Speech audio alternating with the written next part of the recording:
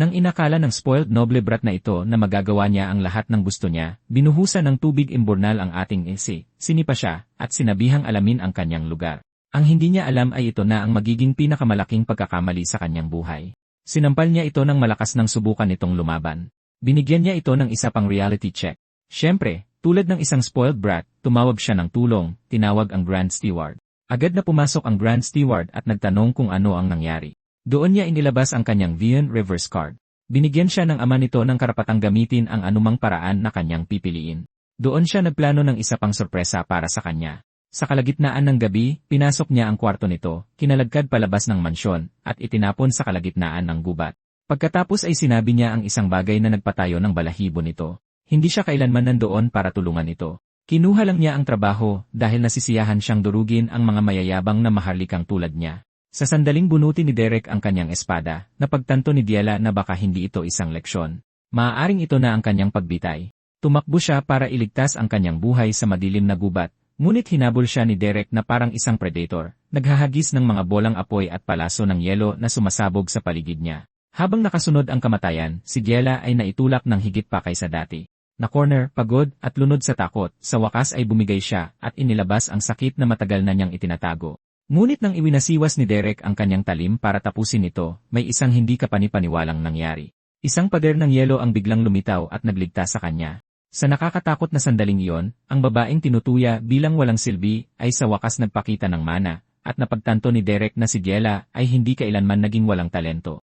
Ngunit paano natutunan ni Derek ang kanyang mahika? Sa bayan ng Evelstein, may isang matandang lalaki na nakatira sa slums, at kaya lang niyang gumamit ng one-star magic. Ngunit napakayabang niya tungkol sa pagiging isang mahusay na salamangkero. Para bang hindi pa sapat, masungit pa siya, at nawawala ang kanyang pasensya sa tuwing sinusubukan siyang tuksuhin ng mga bata. Sa masungit na matandang ito nagpasya ang ating ese, si Derek, na matuto ng mahika.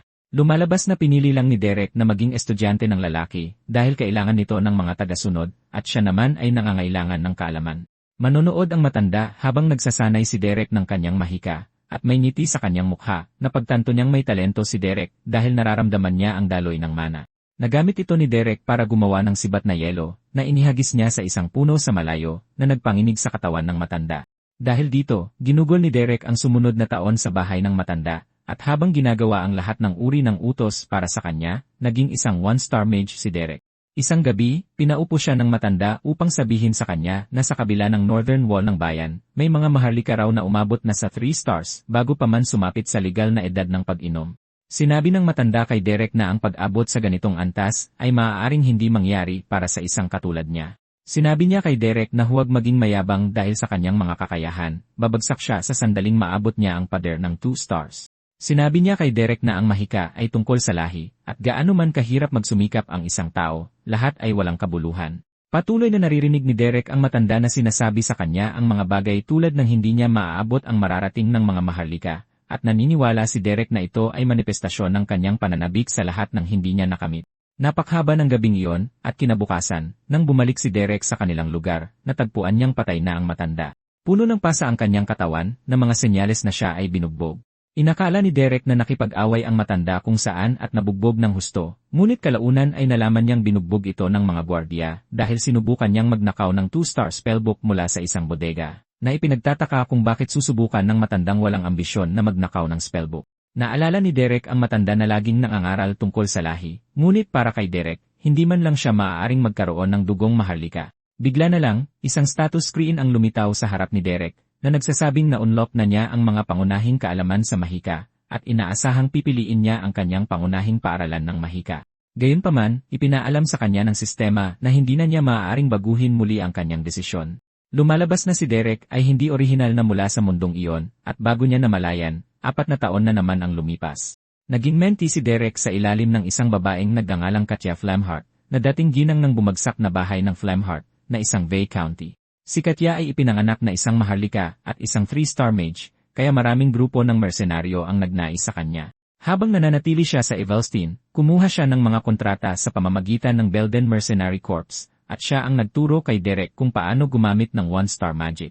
Maraming natutunan si Derek mula kay Katya dahil isa siyang 3-star mage. Sa isa sa kanilang mga aralin sa tavern ng Belden, sinabi ni Katya kay Derek na natural para sa isang salamangkero na magkaroon ng pagnanais na umangat, at ipinaalam niya kay Derek na mayroon siyang ganoong talento. Sinabi rin niya na ang labis na kasakiman ay magpapabagal sa kanyang pag-unlad, at tiniyak ni Derek sa ginang na itatatak niya ito sa isip.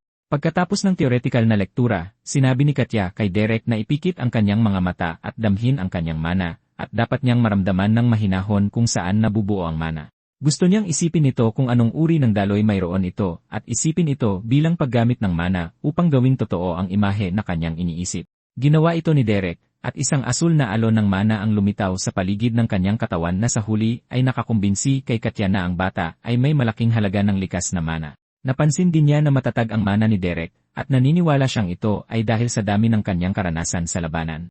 Bigla na lang, iminulat ni Derek ang kanyang mga mata, at isang malakas na pagsabog ang narinig sa malayo, na nagdulot ng gulat sa lahat sa gusali. Nagmadaling lumabas ang mga mersenaryo at nagtanong kung ano ang nangyari. Ang ilan ay naniniwalang inaatake sila, at hinawakan ni Katya ang kamay ni Derek, sinabihang manahimik at sumunod lang sa kanya. Dinala ni Katya si Derek sa isang pribadong lugar, at sinabihang makinig ng mabuti sa sasabihin niya. Ipinaalala niya kay Derek na sensitibo ang mga maharlika sa kanilang mga pribilehiyo, at ang mahika ang pinakadakilang pribilehiyo sa mga maharlika. Nabanggit niya na itinuturing ng mga tao ang likas na lakas bilang isang biyaya, ngunit ito ay para lamang sa mga maharlika. Ipinaalam niya kay Derek na napakabihira para sa isang karaniwang tao na umabot sa 3 stars, at sinumang karaniwang tao na makakamit ito ay inilaan ang buong buhay nila sa mahika. Sa isang mahinang boses, sinabi ni Katya kay Derek na ang ginamit niya ay isang 2-star delusion type spell na tinatawag na auditory hallucination. Nang hindi man lang namamalayan, si Derek ay naging isang 2-star mage sa edad na 14 na, at pagkatapos noon, naglakbay si Katya kasama siya, ipinapasa ang iba't ibang spell. Sa katunayan, tinuruan pa niya ito tungkol sa mataas na lipunan kung saan siya dati kabilang noong siya ay isang maharlika. Bago niya namalayan, 1 pang taon ang lumipas at umalis si Katya. Lumalabas na itinalaga siya ng County ng Elvester bilang isang pribadong tutor. Ang House Elvester ay isang kilalang pamilya na kahit ang Grand Duke ng Kabisera ay magalang dahil nasa panig nila si Count Elvester. At para kay Katya, ito ay isang alok na hindi niya matatanggihan dahil ang pagiging magic teacher ng isang maharlika sa ganoong antas ay isang malaking biyaya sa sinumang bibigyan ng pagkakataon. Gayunpaman, iniwanan niya si Derek ng isang 2-star spellbook bilang regalo. Sa status screen, nakakuha si Derek ng isang serye ng mga magic spell, ngunit karamihan ay mababang antas pa rin na kailangan ng mas maraming pag-unlad. 1 taon makalipas, natuto si Derek ng mahusay sa sarili niyang paraan upang makabisado ang 2 pang 2-star spell. At sa panahong ito, 16 na taong gulang na siya, ngunit wala pa rin siyang intensyon na huminto doon. Kalaunan, binisita ni Derek ang tavern ng mga mersenaryo, at sinabi ng leader ng Mercenary Corps, si Jaden, kay Derek na sa wakas ay nakakuha sila ng isang maayos na request. Tinanong siya ni Derek kung anong uri ng request ito, at sinabi niya na ito ay isang request mula sa House Duplain, ang Grand Duchy, na malinaw na isang malaking bagay. Maging si Derek ay nagulat dito, at nagtanong siya kung bakit sila kukuha ng mga mersenaryong tulad nila. Pinagalitan ni Jaden si Derek, sinasabing wala siyang pakialam sa kanilang mga dahilan basta't binabayaran sila. Nabanggit niya na ang Duplain ay may sapat na pera na parang tubig lang, at sinabi ni Jaden kay Derek na maaari pa nilang gamitin ito upang bumuo ng mas maraming koneksyon sa hinaharap. Tinanong ni Derek si Jaden kung ano ang dapat nilang gawin, at sinabi ni Jaden na ang request ay hindi naman kakaiba dahil kailangan lang nilang supilin ang ilang halimaw sa labas ng teritoryo ng Grand Duke. Nagulat si Derek na yun lang ang request, at sinabi niya kay Jaden na parang may mali. Sinabi ni Derek kay Jaden na kahina-hinala na ang isang pamilyang kasing laki ng Duplain ay hihiling sa isang simpleng mercenary corps na maglinis ng mga halimaw. Agad na tumayo si Derek para lumabas ng kwarto matapos sabihin kay Jaden na hindi siya interesado sa kontrata. Sinigawan siya ni Jaden na huminto, at sinabi ni Derek kay Jaden na tumawag na lang ng iba dahil alam niyang hindi siya tumatanggap ng mga kahina-hinalang trabaho. Sinabi ni Jaden kay Derek na mas gugustuhin niyang gawin ang gawain mismo, ngunit mukhang kailangan ng pamilya ng isang salamangkero, at bihira ang mga salamangkero sa mga mercenary corps ngayon. Sinabi ni Jaden kay Derek na siya lang ang makakagawa nito, kaya tinawagan niya ito. Sinabi ni Derek kay Jaden na kahina-hinala na kailangan nila ng salamangkero para pumatay ng ilang halimaw, kaya hindi siya handang masangkot sa isang bagay na hindi kailangan. Bigla na lang, inihagis ni Jaden kay Derek ang isa gintong barya bilang paunang bayad, na agad na nagpabago sa isip ni Derek. Hindi nagtagal, 3 tao ang dumating, at ang isa sa kanila ay may talukbong para takpan ang kanyang mukha. Ipinakilala sila ni Jaden kay Derek bilang mga kliyente, ngunit agad na tumanggi ang matandang kasama nila kay Derek, sinasabing bata pa siya. Sinabi ng matanda kay Jaden na inaasahan niya ang isang mas mahusay, hindi isang bata. Pagkatapos ay sinabi ni Jaden sa matanda, na isang di umano'y dispatch officer, na si Derek ay tunay na magaling dahil siya ang pinakamahusay na salamangkerong kilala niya. Tumanggi ang matanda, at nang paalis na siya, may ibinulong sa kanya ang babae na nagpabago sa kanyang isip. Pagkatapos nito, pumunta sila sa kapatagan para manghuli ng mga halimaw, at madaling pinatay ni Derek ang ilang goblin. Nagpakita si Derek ng mahusay na liksi at napakalakas na kapangyarihang mahika, habang madali niyang ginawang basura ang mga goblin. Pagkatapos niyang matapos, pinuri siya ng dispatch officer sa pagkakapatay ng napakaraming goblin sa maikling panahon. Kalaunan, nang bumalik si Derek sa tavern, sinigawan siya ng isa sa kanyang mga kasamahan, si Peline, dahil sa pagiging tuta ng isang maharlika. Ipinaalala ni Peline kay Derek na anuman ang mangyari, hindi sila dapat yumuko sa mga basurang maharlika. Sinabi ni Jaden kay Peline na malaki ang bayad sa trabaho, at hiningi niyang malaman kung magkano ito. Sa sandaling marinig ni Peline na nakakuha si Derek ng isang ginto, agad siyang nagsimulang sumigaw na isali sa buong negosyo, dahil kaya rin niyang gumapang sa ilalim ng mga binti ng isang maharlika. Sinigawan siya ni Jaden na tumahimik, sinasabing hindi man lang bahagi ng trabaho ang paggapang sa ilalim ng kanilang mga binti. Matapos makatulog si Pauline sa kalasingan, tinanong ni Jaden si Derek kung kumusta ang request, at sumagot siya na wala namang espesyal dahil pumatay lang siya ng ilang goblin. At bago niya namalayan, tapos na ang trabaho. Sinabi ni Jaden kay Derek na baka basura ang kanilang unang impresyon, ngunit mukhang may pera sila. Kinumpirma ito ni Derek, ngunit naniniwala siyang nagsisinungaling sila. Sabi ni Derek, sinabi ng Noble Dispatch Officer na 3 bagay lang ang hinahanap niya, kabataan, lakas, at kakayahang makisalamuha, pero wala siya ni isa doon. At ang babaeng nagpakilalang katulong sa kusina ay malinis ang mga kamay para sa isang taong dapat sanay gumagawa ng mabibigat na trabaho. Ipagpapatuloy na sana ni Derek ang paglilista ng kanyang mga napansin nang pigilan siya ni Jaden, na ipinaalala sa kanya na sila ay mga mersenaryo, at hindi nila kailangang manghimasok sa negosyo ng kanilang kliyente. Sa madaling salita, tinatanggap nila ang trabaho, ginagawa ito, at umaalis na. Sumang-ayon si Derek kay Jaden dahil magulo ang mundo. At sa kaguluhan, ang mahalaga lang ay ang kumita ng ikabubuhay. Kinabukasan, tumulong si Derek na pumatay pa ng ilang goblin, at tuwang-tuwa na humingi ng bayad si Jaden dahil maganda na ang naging trabaho ng kanyang kasamahan. Inabutan si Jaden ng bayad na 2 gintong barya, at halos mabaliw siya sa tuwa. Sakto namang sinabi ng dispatch officer kay Derek na pinahahalagahan niya ang kanyang mga kakayahan at nais niyang ipagkatiwala sa kanya ang isang bagong misyon.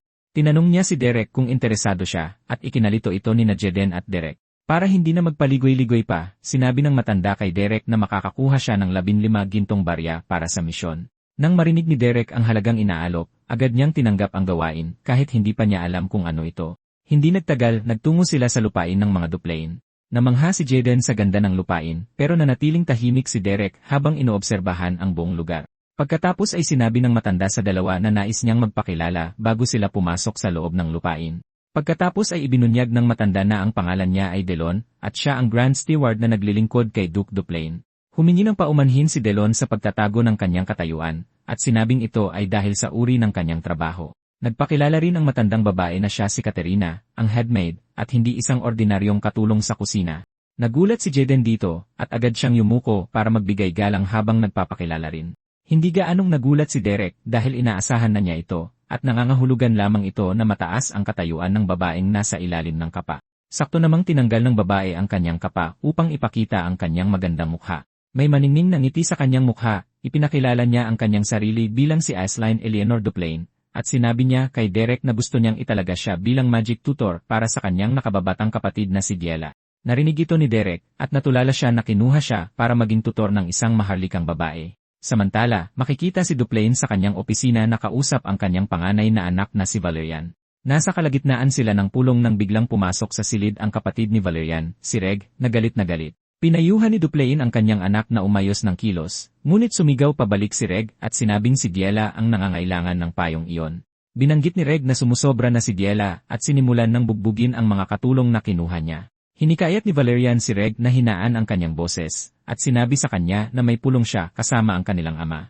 Ngunit, hindi handang makinig si Reg, at sinabi niya sa kanyang ama na 1-0 katulong na ang umalis noong nakaraang buwan, at lahat ito ay dahil sa pag-ugali ni Diela. Idinagdag niya na laging nagbabasag ng mga gamit si Diela kapag gusto niya, at sa isang mapangahas na boses, tinanong niya ang kanyang ama kung gaano katagal pa niya balak magbulag-bulagan kay Diela. Hindi na makatiis si Valerian sa kabastusan ni Reg, at sinigawan niya itong umalis sa silid.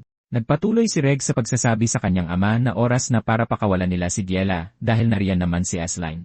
Sinabi naman ni Duplain kay Reg na ang sinabi niya ay hindi para sa kanya ang magpasya. Nagpatuloy si Reg sa pagsasabing mayroong isang monasteryo na tiningnan na ni Delon, at iyon ay isang lugar na maaaring puntahan ni Diela.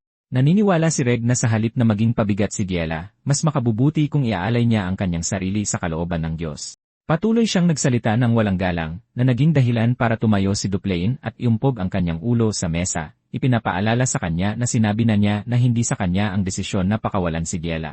Kahit gaano pa nakakatakot magsalita at tumingin ang kanyang ama, ipinaalam pa rin ni Reg na kailangan niyang magpasya sa kapalaran ni Diela balang araw. Kasabay nito, papasok na sa pangunahing kastilyo sina Derek at Aisline, at tinanong ni Aisline si Derek kung may narinig na ba siya tungkol kay Diela. Sumagot si Derek na nakita niya siya sa talaan ng pamilya Duplain, at malungkot na yumuko si Aisline, sinasabing hindi masyadong kilala si Diela ng publiko. Sakto namang nakasalubong nila sina Valerian at Reg, at tinanong ni Valerian si Aisline kung kamusta ang kanyang karanasan sa Evelstein. Mapagkumbabang sumagot si Aisline na komportable siyang namumuhay salamat sa kanyang pag-aalaga. Pagkatapos ay iminungkahi ni Valerian na mag-usap na lang sila mamaya dahil kailangan niyang asikasuhin si Reg na nasaktan. Pagpasok sa opisina ni Duplain, binati ni Aisline ang kanyang ama, at binanggit nito kung paano niya narinig ang tungkol sa kanyang mga ginawa sa Evelstein. Nakangiti, sinabi ni Aisline sa kanya na lahat ito ay dahil sa kanya, at ipinaalam niya na si Derek ang magic tutor na dinala niya mula sa Evelstein na siyang maangasiwa kay Diela. Matapos ipakilala si Derek kay Duplain, sinabi ni Aisline sa kanya na aalis na sila upang hindi maistorbo ang kanyang abalang oras. Gayunpaman, sinabi ni Duplain kay Derek na manatili. Matapos umalis ni Aisline, ipinahayag ni Duplain ang kanyang pagkagulat na si Derek ay isang binata pa lamang. Pagkatapos ay tinanong niya kung kaya niyang gumamit ng mahika, at mapagkumbabang sumagot si Derek na kaya niyang gumamit ng kaunting one-star magic. Tinanggal ni Duplain ang kanyang salamin para maging seryoso kay Derek. Sinasabi sa kanya na wala siyang dahilan para magsinungaling dahil ang pagpapakumbaba ay hindi palaging senyales ng kabutihan. Nang marinig ito ni Derek, napagtanto niya na nakatayo siya sa harap ng isang 5-star mage, at hindi talaga gagana sa kanya ang pagpapakumbaba, tulad ng sinabi nito. Pagkatapos ay humingi ng paumanhin si Derek sakaling lumabas siyang walang galang, at sinabi ni Duplain na ayos lang dahil alam niya kung bakit ganoon ang kilos nito. Sinabi ni Duplain kay Derek na base sa kanyang kasuotan at edad, hindi siya mukhang angkop na maging isang magic tutor, at sumagot si Derek na isa talaga siyang mersenaryo. Sinabi naman ni Duplain kay Derek na hindi niya pakikialaman ang kanyang buhay dahil si Aisline ang pumili sa kanya. Tiniyak niya sa kanya na bibigyan niya siya ng access sa annex kung saan nakatira si Diela. Pagkatapos ay sinabi ni Duplain kay Derek na maaari na siyang umalis at ipapasama siya sa isang katulong. Ngunit, sinabi ni Derek kay Duplain na mayroon siyang isang bagay na itatanong sa kanya. Sinabi sa kanya ni Duplain na ituloy lang, at ipinaalala ni Derek sa lalaki na isa siyang mersenaryo, na nangangahulugang kung tatanggap siya ng trabaho, tungkulin niyang tapusin ito. Binanggit ni Derek na kinuha siya upang matuto si Diela ng mahika, at makapasok sa mataas na lipunan bilang isang tamang maharlika. Tinanong siya ni Duplain kung bakit niya sinasabi ang isang bagay na halata naman mula pa sa simula, at sinabi ni Derek na mayroon siyang hihilingin sa kanya. Samantala, sa silid ni Diela, nag-aasal siyang mataray sa kanyang katulong. Hinahagisan siya ng kung ano-anong basura, habang ang kawawang babae ay humihingi lamang ng paumanhin. Sinigawan ni Diela ang babae na umalis, at nagbantang sisirain ang kanyang mukha kung magpapakita pa itong muli sa kanyang silid. Sa kabilang banda, nakita si Jaden na kausap si Aisline. Tinatanong kung bakit niya pinili si Derek, dahil sigurado siyang mag-aagawan ang mga magic tutor para magkaroon ng pagkakataong maging guro ni Diela. Dagdag pa rito, naniniwala si Jaden na mahihirapan si Derek na turuan si Diela dahil isa siyang karaniwang tao at isang maharlika si Diela. Pagkatapos ay ibinunyag ni Aisline na sinubukan na niya ang lahat ng uri ng Magic Masters sa buong kontinente, ngunit sumuko silang lahat sa huli, kaya pinili niya ang mga kayang gumamit ng mahika ngunit nasa desperadong kalagayan. Alam niyang maaaring may karanasan si Derek bilang mersenaryo, ngunit naniniwala siyang alam nito kung paano kumilos ang mga maharlika at maging ang kanilang kultura. Pagkatapos ay ibinunyag ni Jaden na ang master ni Derek ay isang dating bumagsak na maharlika at naniniwala siyang natutunan ni Derek ang lahat ng uri ng bagay mula sa kanya. Sa wakas ay napagtanto ni Aisline kung bakit pino at mabait si Derek sa kabila ng pagiging mersenaryo. Naniniwala si Aisline na maaaring dahan-dahang kontrolin at gabayan ni Derek si Diela salamat sa kanyang mga nakaraang karanasan. Pagkatapos ay sinabi ni Jaden kay Aisline na kailangan niyang pagbutihin ang pagbabasa ng mga tao dahil si Derek ay isang salamangkero na lumaki sa lansangan at nagtrabaho na bilang mersenaryo bago pa man siya sumapit sa tamang edad. Tinanong ni Jaden si Aisline kung sa tingin niya ay mabubuhay ang isang taong galing sa lansangan sa pamamagitan lamang ng pagiging pino at kabaitan. Maya-maya, dinala si Derek sa silid ni Diela at pagkatapos kumatok sa pinto, pumasok siya sa silid upang magbigay galang at magpakilala. Nakaupo si Diela sa kabilang dulo ng silid at sinabi niya sa kanya na lumapit. Ginawa ni Derek ang sinabi, at habang papalapit siya, ngumiti si Diela ng masama na para bang may binabala. Paglapit ni Derek, binuhusan siya ni Diela ng mabahong tubig, habang nilalait siya at tinatawag na daga ng imburnal. Nagpatuloy siya sa pagsasabi ng kung ano-anong panlalait, at nagpasya siyang tumayo sa kanyang upuan para matingnan si Derek mula sa itaas. Nagdala siya ng isa pang timba ng mabahong tubig at ibinuhos ito sa ulo ni Derek, sinasabing inihanda niya ang tubig kanina pa. Habang ginagawa ni Diela ang lahat ng ito, nanatiling tahimik si Derek. At hindi nagtagal, naubusan si Diela ng mabahong tubig na ibubuhos kay Derek. Dahil sa katahimikan ni Derek, nainis si Diela at sinipa siya sa dibdib na naging dahilan ng kanyang pagkaupo. Tinanggal niya ang kanyang sapatos at inihagis ito sa kanya, sinasabing ang baho niya. Pagkatapos ay bumalik si Diela sa kanyang upuan, habang sinasabi kay Derek na alamin ang kanyang lugar bilang isang daga ng imburnal. Bago pumunta sa silid ni Diela, nagkaroon ng malalim na pag-uusap sina Derek at Duplain. Ipinaalam sa kanya na hindi madaling malutas ang problema ni Diela. Dito niya tinanong si Duplain kung handa ba siyang bigyan siya ng buong otoridad pagdating sa pagtuturo kay Diela. Ngayon, pabalik sa silid ni Diela, tumayo si Derek at binigyan siya ng isang malakas na sampal sa mukha na nagdulot ng gulat sa kanyang buong katawan. 3 taon na ang nakalipas, naglalakbay si Derek kasama ang kanyang master na si Katya, at tinanong niya ito kung ano ang gagawin niya kung kailangan niyang turuan ang isang estudyanteng hindi pinahahalagahan ang kanyang kabaitan. Binanggit ni Katya na susubukan niyang unawain sila, yakapin sila, at kahit patanggapin sila. Naniniwala si Derek na masyadong idealistiko iyon, at tinanong niya kung ano ang gagawin niya kung ayaw ng estudyante ang lahat ng iyon. Pagkatapos ay ibinunyag ni Katya na ang esensya ng pagtuturo ay gabayan ang isang estudyante sa mas mabuting direksyon. At kung hindi niya kayang makipag-usap sa pamamagitan ng pag-unawa at pagtanggap, dapat siyang humanap ng ibang panimulang punto. Tinanong siya ni Derek kung ano ang ibig niyang sabihin dito, at sinabi niya na kailangan niyang itanim ang takot sa nasabing estudyante. Ngayon sa kasalukuyan, pagkatapos sampalin si Diela, sinabi ni Derek sa kanya na kailangan niyang tratuhin ang iba ng may konsiderasyon at respeto. Hindi tumigil doon si Derek, at sinabi niya sa kanyang tumayo dahil ayaw niyang ulitin ang kanyang sarili. Galit na tumayo si Diela at sinampal si Derek sa pisngi, tinatanong kung bakit maglalakas loob ang isang hamak na tulad niya na pagbuhatan siya ng kamay. Bago pa man niya matapos sabihin ito, sinampal siya ulit ni Derek, sinasabing hindi rin niya hahayaang ulitin nito ang mga bagay-bagay. Ngumiti si Diela nang mangyari ito dahil naniniwala siyang sa wakas ay nakuha na niya si Derek kung saan niya gusto. Agad siyang sumigaw at tinawag si Delon, sinasabing pinagbuhatan siya ng kamay ni Derek. Nagmamadaling pumasok sa silid si Delon at ang mga katulong, tinatanong si Diela kung ayos lang siya. Lumapit si Delon kay Derek para pagalitan siya, tinatanong kung ano sa tingin niya ang ginagawa niya sa pagbuhat ng kamay kay Diela. Ipinaalam niya na magkakaroon ng gulo kapag nalaman ni Duplain, ngunit inilabas ni Derek ang isang sulat mula kay Duplain, na nagsasabi kay Delon na nakatanggap na siya ng pahintulot mula kay Duplain para hawakan ang edukasyon ni Diela. Sa anumang paraan na sa tingin niya ay nararapat. Matapos tingnan ang sulat na isinulat at pinirmahan ni Duplain, napagtanto ni Delon na wala na siyang magagawa. Nang marinig ito ni Valerian, galit siyang sumugod sa kwarto ni Derek para harapin ito dahil sa paghawak sa kanyang kapatid. Hinawakan niya si Derek at akmang susuntukin nang pigilan siya ni Reg, sinabihang mag-usap na lang ng maayos sa halip na gumamit ng dahas. Mahinahong sinabi ni Derek kay Valerian na binigyan siya ng pahintulot ni Duplain. Pinaalalahanan din ni Reg si Valerian na bisita ni Aiselin si Derek at hindi magiging maganda kung sasaktan niya ito. Bukod pa rito, pinayagan ito ng kanilang ama. Pagkatapos ay sinabihan ni Valerian si Derek na sumunod sa kanya habang sinasabi kay Reg na magpaiwan. Habang papalabas ng kwarto si Derek, patagong sinabi ni Reg kay Derek na narinig niya ang nangyari at naniniwala siyang kailangan talaga ni Diela ng isang leksyon para matauhan. Tinapik ni Reg ang balikat ni Derek, sinabing wala siyang dapat ipag-alala dahil hindi naman gagawa ng masama si Valerian. Sa kaloob-looban niya, hindi masaya si Reg na patuloy pa ring pinoprotektahan ni Valerian ang kanilang kapatid na walang pag-asa. Makalipas ang ilang sandali, nakarating sila sa kwarto kung saan nakatira si Diela bago siya ipinatapon sa annex. Puno ng mga painting ang kwarto, at isiniwalat ni Valerian na mahilig mag-drawing dati si Diela. Sa katunayan, lagi niyang sinasabihan si Valerian na tingnan ang kanyang mga guhit, at sa tuwing ginagawa niya yon, namumula siya sa sobrang hiya. Pagkatapos ay isiniwalat ni Valerian na hindi kailanman tinapos ni Diela ang isang drawing, at madalas, nag-iwan siya ng blankong espasyo, at iginuguhit lamang ang mga bahaging gusto niya. Humingi ng paumanhin si Valerian sa kanyang inasal kanina, at siniguro ni Derek na ayos lang iyon. Gayunpaman, gustong malaman ni Derek kung bakit siya dinala ni Valerian sa kwarto, at ipinaalam sa kanya ni Valerian na gusto niyang ipakita na si Diela ay hindi isang bata na dapat kamuhian o saktan. Binanggit ni Valerian na bigla na lang naging sobrang nahumaling si Diela sa kanilang lahi. Sa huli, pinalayas siya sa pangunahing bahay at ikinulong sa annex. Sinabi ni Valerian na wala siyang ideya kung bakit siya naging ganoon, ngunit naniniwala siyang dapat nilang gawin ang lahat para mapigilan siyang ipadala sa monasteryo.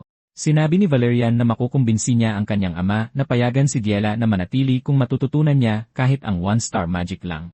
Sa isang taos-pusong boses, hinimok ni Valerian si Derek na iligtas si Diela. Pagkatapos ay sinabi ni Derek kay Valerian na hindi pa tuluyang sumusuko si Diela sa mahika, base sa mga tala sa gilid ng mga librong tinitingnan niya. Idinagdag niya na ang mga libro sa malayong estante ay pawang mga theory books mula sa School of Regulations. Kinumpirma ito ni Valerian, sinabing ang mga maharlika ay natututo mula sa School of Regulations. At matapos tingnang mabuti ang lahat, sinabi ni Derek kay Valerian na gagawin niya ang kanyang makakaya. Kinagabihan, mahimbing na natutulog si Diela sa kanyang kama nang dumating si Derek at binuhusan siya ng tubig sa ulo, sinabihang bumangon.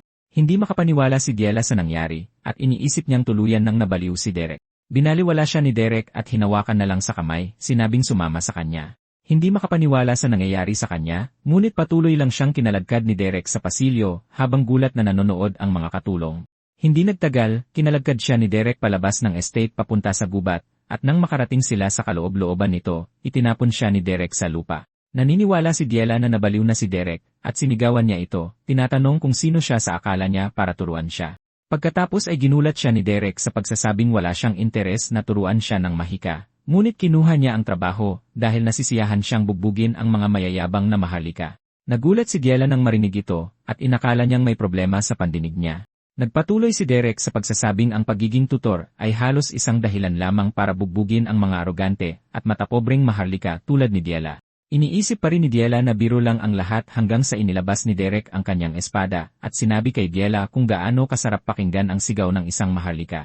Sa takot, tinanong ni Diela si Derek kung sa tingin niya ay magiging ligtas siya matapos gawin ang kanyang binabalak. Tiniyak ni Derek sa kanya na magiging ligtas siya dahil ipapadala na rin naman siya sa monasteryo at walang sinuman ang maniniwala sa kanyang sasabihin. Idinagdag ni Derek na madali niyang mababayaran ang kanyang buhay kung may malaking mangyari dahil hindi naman gaanong kahalaga ang buhay ng isang karaniwang tao. May masamang ngiti sa kanyang mukha, sinabi ni Derek na mayroon din siyang pagpipili ang tumakas dahil malilimutan din siya agad dahil gagawa siya ng pabor sa pamilya sa pag-alis sa kanilang sakit ng ulo. Dahil sa takbo ng mga pangyayari, napagtanto ni Diela na maaaring mamatay talaga siya, at agad siyang tumakbo sa kabilang direksyon para makalayo kay Derek.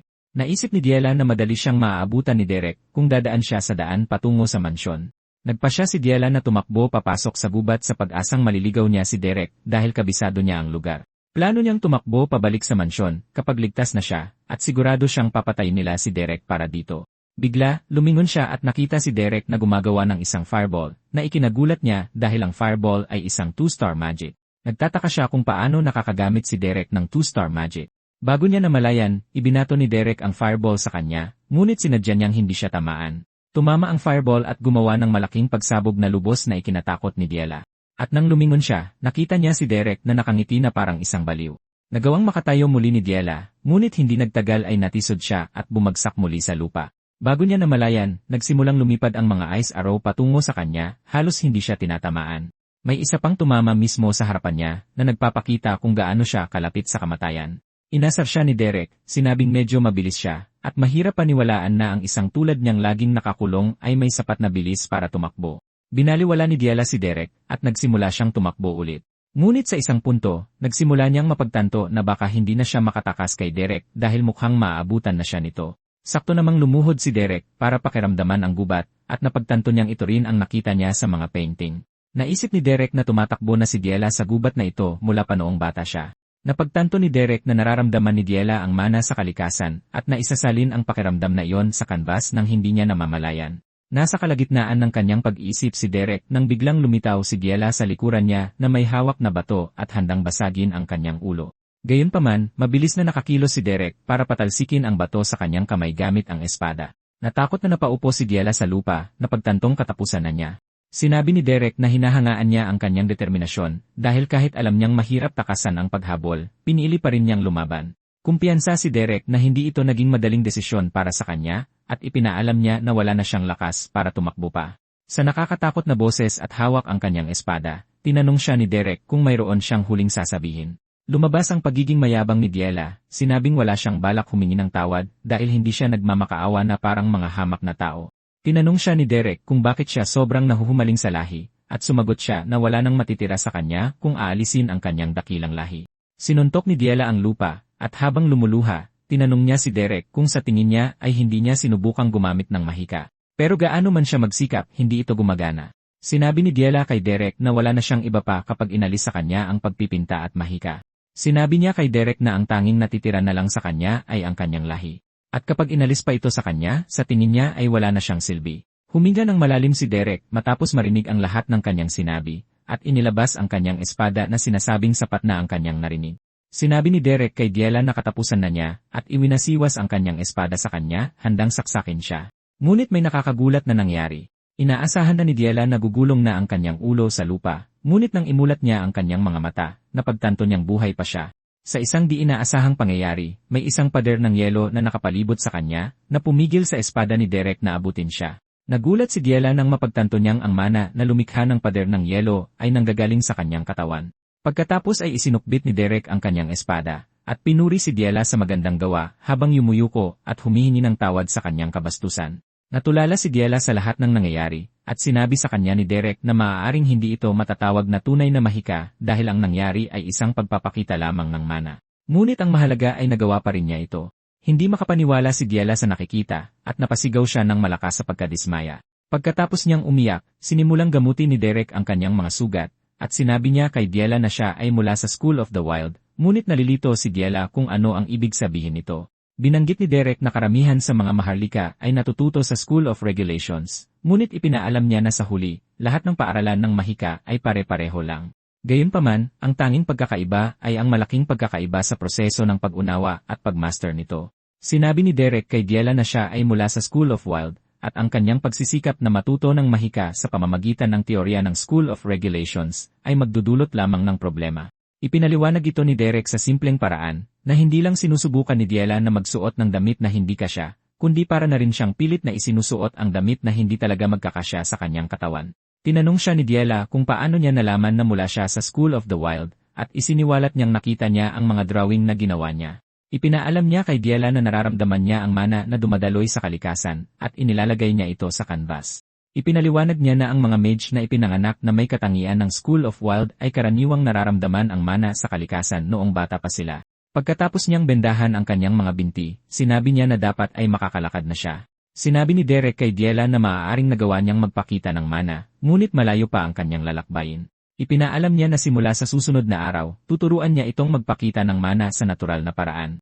Nakakagulat na nagpasalamat si Diela kay Derek sa tulong, at iminungkahi ni Derek na bumalik na sila sa estate. Habang pabalik sila sa estate, tinanong ni Derek si Diela kung gawa ba niya ang painting ng paglubog ng araw, at sinabi niyang napakaganda nito. Binanggit ni Diela na iyon ang kanyang obra maestra, at isiniwalat na si Derek ang unang taong nakaalam na tapos na ito. Kinaumagahan, gumising si Diela, at ang unang sinubukan niyang gawin ay ang pagpapakita ng kanyang mana, ngunit nabigo siya. Pagkatapos ay bumangon siya mula sa kama, at pagbukas niya ng pinto, nabangga niya ang isang katulong na may dalang tubig. Aksidenteng natapunan siya ng tubig ng katulong, at sa sandaling makita ito ng katulong, inakala niyang katapusan na niya.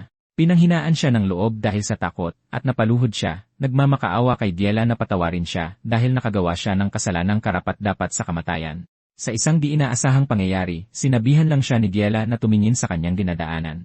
Nagulat ang katulong nang mapagtanto niyang hindi siya sinasaktan ni Diela, at aalis pa ito nang walang ginagawang anuman. Agad na tumakbo ang ibang mga katulong para tingnan ang kanilang kasamahan, tinatanong kung nasaktan ba siya o ano paman.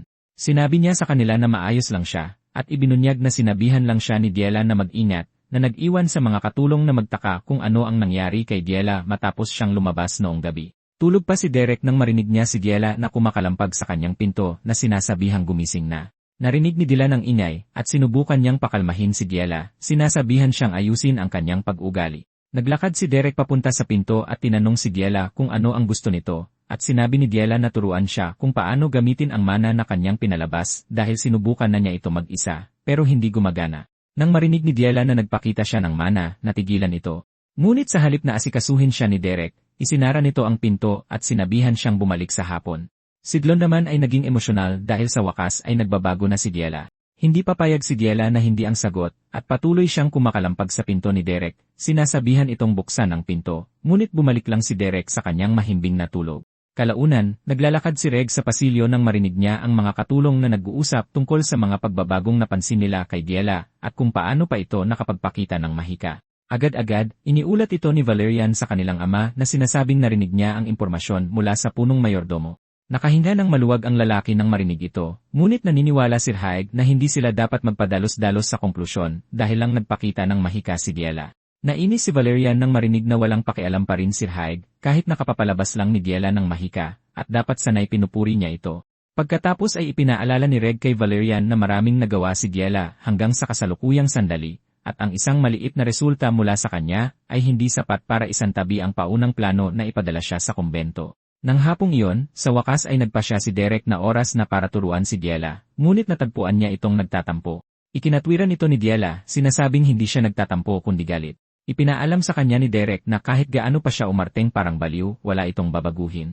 Patuloy siyang inasar ni Derek sa pamamagitan ng salita hanggang sa sumabog siya sa inis, sinasabing galit siya. Gayunpaman, ang ekspresyon ng mukha ni Derek ay agad na naging dahilan para umayos siya ng kilos. Umupo si Derek, sinasabi kay Diela na dahil lang nagpakita siya ng mahika, ay hindi nangangahulugang pwede na niya itong gamitin kung saan-saan o baka bumalik ito sa kanya. Tiniyak niya sa kanya na alam niya ito dahil pinagdaanan na niya ito. Sinabi ni Derek sa kanya na kung gaano kahalaga ang pag-aaral, ganoon din kahalaga ang pagpapahinga. Dahil sapat na ang kanyang pahinga, naniniwala siyang oras na para mag-aral siya. Umismid si Diela na may pandidiri sa mukha, tinawag si Derek na isang nakakabagot na guro ng mahika. At may seryosong mukha, tinanong siya ni Derek kung dapat ba siyang turuan sa paraang hindi nakakabagot. Agad na naalala ni Diela ang lahat ng ginawa nito sa kanya sa gubat, at nagdulot ito ng nakakatakot na kilabot sa kanyang likuran. Para hindi na muling maranasan iyon, agad niyang inayos ang kanyang ugali, at sinabi ni Derek na ang gagawin nila sa araw na iyon ay magsanay ng pagpapalabas ng mahika. Sinabi niya rito na kapag malaya na niyang nagagamit ang pagpapalabas ng mahika, matututunan niya agad ang one-star magic. Idinagdag ni Derek na ang School of the Wild ay walang mahigpit na sistema, kaya mainam ito para sa pag-aaral sa sarili. Binanggit niya na ito ay isang paaralan na mas naghahangad ng kalayaan kaysa sa School of Regulations. Sinabi ni Derek kay Diela na bagay sa kanya ang School of the Wild, at tinanong siya ni Diela kung ano ang kanyang pinagsasabi. Binanggit ni Derek na tulad ng sinabi niya, ang kanyang malayang diwa ay may magandang pagkakatugma sa School of the Wild. Bukod dito, ipinanganak siyang may dugong duplain na nangangahulugang nag-umapaw siya sa talento. Namula ang mukha ni Diela nang marinig ito dahil hindi siya makapaniwala na seryosong sinasabi ni Derek na may talento siya. Kinumpirma ito ni Derek na sinasabing nagawa ni Diela na lumikha ng pader ng yelo sa isang iglap, na isang indikasyon na nag-umapaw siya sa talento. Patuloy na namumula si Diela habang iniisip na isa siyang henyo. Itinama siya ni Derek na sinasabing magkaiba ang pagiging henyo at pagkakaroon ng talento, ngunit iginiit ni Diela na pareho lang ang mga ito. Patuloy siyang nakipagtalo dito tungkol dito, na naging dahilan para aminin ito sa huli na kamangha-mangha siya. Samantala, pinapanood sila ni Reg at naiinis siya sa pag-unlad na ginagawa ni Diela. Kinabukasan, nagmamadaling pumasok si Diela sa kwarto ni Derek para sabihin na kaya na niyang magpalabas ng mahika, pero hindi niya makuha ng tama ang direksyon. Sa mga sumunod na araw, patuloy na gumagaling si Diela sa paggamit ng mahika, at palagi siyang tuwang-tuwa sa tuwing may bago siyang natutuklasan. Sa isang punto, umalis si Derek sa annex para magkaroon ng tahimik na oras sa ilalim ng puno para mabasa ang librong ibinigay sa kanya ni Duplain. Sumulpot pa rin si Diela, tinatanong siya kung sa tingin niya ay ibinigay ng kanyang ama ang libro para siya ay magpetiks, at sumagot si Derek ng, sinasabing iyon talaga ang dahilan kung bakit ibinigay sa kanya ang mga libro. Walang oras si Diela na makipagtalo sa kanya, at hinila na lang siya pabalik sa annex para ipakita kung ano ang nagawa na niya sa kanyang mahika. Kalaunan, pumunta si Derek sa kwarto ni Valerian dahil ipinatawag siya nito. Natutuwa si Valerian na makita ang lalaki, at sinabihan niya itong umupo para makapag-usap sila. Tinanong siya ni Valerian kung kumusta si Diela nitong mga nakaraang panahon, at sinabi ni Derek na may pag-unlad na siya, ngunit mas matatagalan pa ang pag-aaral ng one-star magic. Pagkatapos ay sinabi ni Valerian kay Derek na wala ang kanyang ina dahil pumunta ito sa isang pagtitipon, ngunit babalik ito sa susunod na linggo. Pagkatapos ay sinabi ni Valerian kay Derek na kailangan niyang mag-ingat dahil hindi basta-basta ang kanyang ina. Binanggit ni Valerian na ayos lang ang mga tao sa estate, ngunit halatang hindi gusto ng mga maharlika na ang mga karaniwang tao ang humahawak ng mahahalagang posisyon. Tinanong ni Valerian si Derek kung alam niya ito, at tiniyak ni Derek na tatandaan niya ang sinabi nito, pero gusto niyang malaman kung bakit siya ipinatawag. Tumayo si Valerian at naglakad papunta sa bintana habang sinasabi kay Derek na siya ang susunod na pinuno ng pamilya, na nangangahulugang ito ay isang posisyon kung saan dapat yakapin at isama ang mga miyembro ng kanilang pamilya. Sinabi niya na ang paggawa nito ay nangangahulugang dapat silang maging tapat sa bawat miyembro. Ngunit naniniwala siyang mahirap ito dahil ang puso ng isang tao ay maaaring napakalalim at napakakomplikado. Binanggit niya na mas maganda sana kung pare-pareho ang pag-isip at pinahahalagahan ng lahat, ngunit hindi ito ang katotohanan. Nalilito si Derek sa lahat ng ito, kaya tinanong niya ang lalaki kung ano ba talaga ang gusto niyang sabihin, at sa wakas ay nagsalita si Valerian, sinasabing ayaw makipaglaro ni Diela sa kanya. May luha sa kanyang mga mata, sinabi niyang naaalala niya kung paano siya nito sinalubong ng may ngiti noong bata pa sila, at napaisip siya kung saan pa makakahanap ng isang anghel na tulad nito. Lumapit siya kay Derek na may luha sa mga mata, nagtatanong kung may paraan ba para makuha ang loob ni Diela, at tinanong siya ni Derek kung bakit sa kanya niya ito tinatanong. Sinabi ni Valerian na halata naman dahil siya lang ang sinusundan-sundan ni Diela. Gaya nga ng sinabi niya, nasa labas na si Diela at sumisigaw sa abot ng kanyang makakaya, tinatawag si Derek. Gayunpaman, pinakiusapan siya ni Valerian na huwag munang umalis, ipinapakita sa kanya ang manika na ginawa niya para sa kanyang kapatid. Napakapangit at nakakatakot ng manika, kaya napilitan si Derek na tanungin kung sinusubukan ba niyang isumpa ang isang tao. Umiyak na lang ng husto si Valerian habang sinasabi kay Derek na wala siyang kwenta pagdating sa mga bagay na tulad nito. Hindi nagtagal, bumalik ang ina ni Diela mula sa kanyang paglalakbay, at pinuri niya si Derek, sinasabing marami siyang narinig tungkol dito. Nagpakilala siya kay Derek, at ang pangalan niya ay Diela. Sinabi ni Diela kay Derek na gusto niyang padalhan ito ng regalo, at dito sinabi ni Derek sa ginang na hindi siya kaanib sa anumang pamilya, na ikinalito ng ginang. Lito pa rin siya nang ibunyag ni Derek ang lahat, sinasabing isa siyang karaniwang tao, at agad na natigilan sa gulat ang ginang. Isang linggo bago nito, pinasalamatan ni Azalen si Derek sa tulong nito sa ngayon, dahil plano niyang bumalik sa Eblestein, kaya kailangan niyang iwan si Diela kay Derek. Tinukso rin ni Jaden si Derek, sinasabing bilisan na niyang tapusin ang mga bagay-bagay at bumalik sa Evelstein dahil mababaliw si Pauline kapag nalaman ang nangyari. Nang makapagpaalam na sila, umalis na ang dalawa sakay ng karwahe, at medyo nakalayo na sila bago may naalalang mahalagang bagay si Asline. Tinanong siya ni Jaden kung ano yon, at sinabi niyang babalik ang kanyang ina sa loob ng isang linggo, at nakalimutan niyang sabihin ito kay Derek. Tinanong siya ni Jaden kung bakit kailangan niyang bigyan ng babala si Derek tungkol sa ina nito, ngunit lingid sa kaalaman niya na si Diela ay itinuturing na diyosa ng galit. Ngayon sa kasalukuyan, nagmamadaling pumunta si Diela sa opisina ng kanyang asawa para tanungin kung bakit isang karaniwang tao ang guro ni Diela.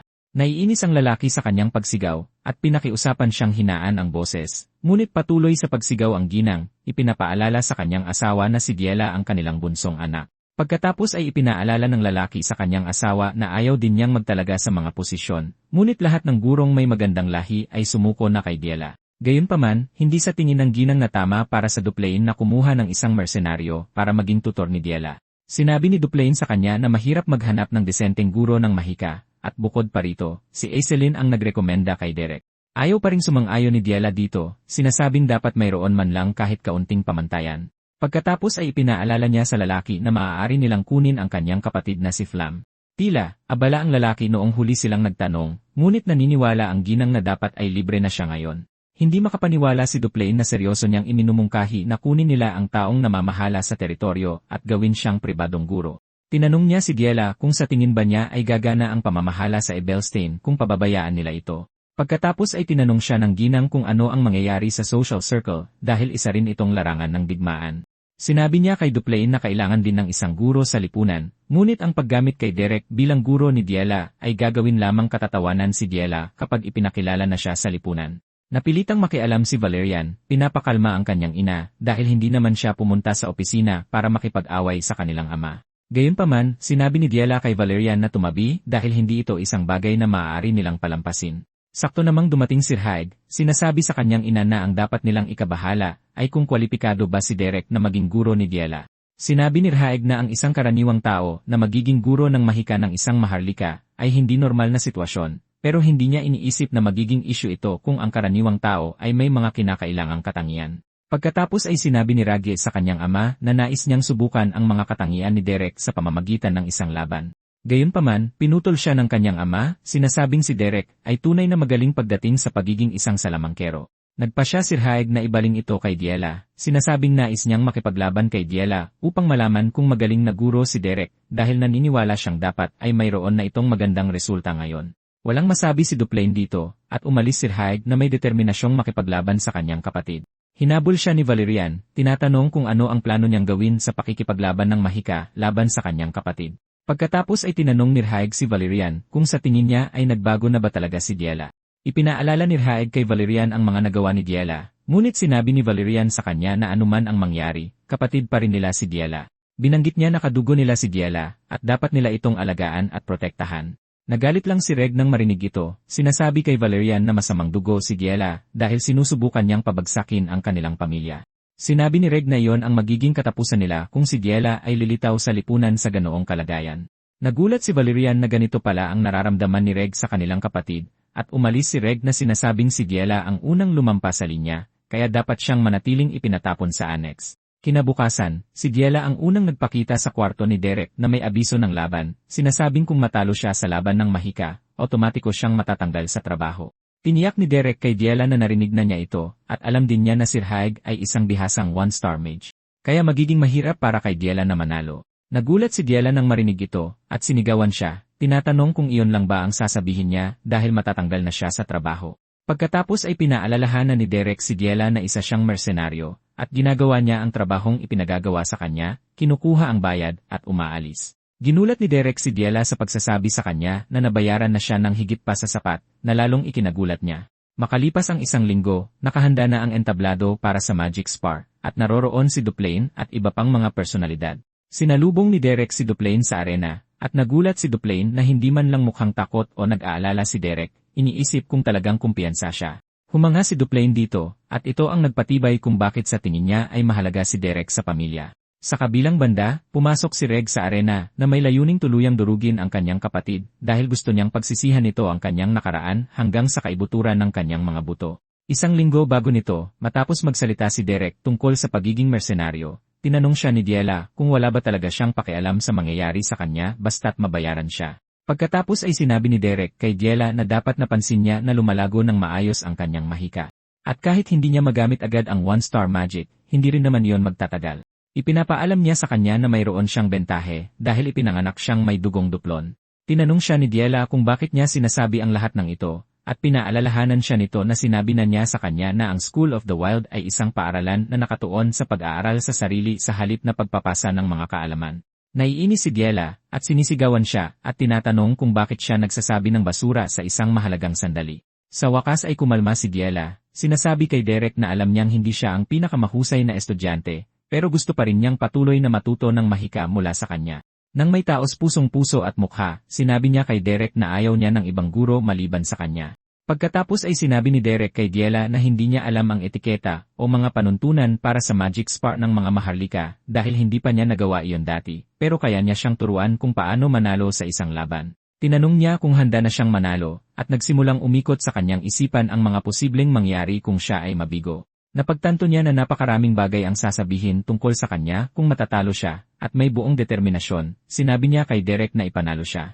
Ngayon sa kasalukuyan, dumating si Diela sa arena hindi bilang nakababatang kapatid ni Rhaeg o bunso ng House Duplain, kundi bilang estudyante ni Derek at isang mage. Nang nasa entablado na ang dalawa at handa na, sinabi sa kanila ni Delon na gagamitin nila ang mga panuntunan sa sparring ng mga mataas na ranggong mage ng Evelstein Kelbrum Salon. Ang sinumang panig na unang mag-trigger sa protective magic circle ni General Pelham ay idedeklarang talo. At nang mailatag na ito, iminungkahi ni Delon na simulan na nila ang spar. Tungkol sa protective magic circle ni General Pelham, ito ay isang accessory na nag-a-activate bago pa man makatanggap ng malaking pinsala ang may suot, na tuluyang nagpapawalang bisa sa spell ng kanilang kalaban. Sa wakas ay nakita ni Derek kung paano lumaban ang mga maharlika, at ito ay sa pamamagitan ng paggamit ng mga mamahaling accessory. Napagtanto ni Derek kung gaano kasarap maging mayaman dahil maaari lang silang magtapon ng pera kung paano nila gusto. Dahil 10 minuto ang tagal ng spar, nakikita ni Derek na naghahanda si Rhaeg na tapusin ang laban bago pa maubos ang oras. Gaya ng inaasahan, nagsimulang bumigkas si Rhaeg ng kanyang spell, handang ibato ito kay Diela dahil gusto niya talaga siyang bumalik sa annex. Ibinato niya ang atake kay Diela, ngunit naiwasan ni Diela ang tama habang nagpapalit ng posisyon.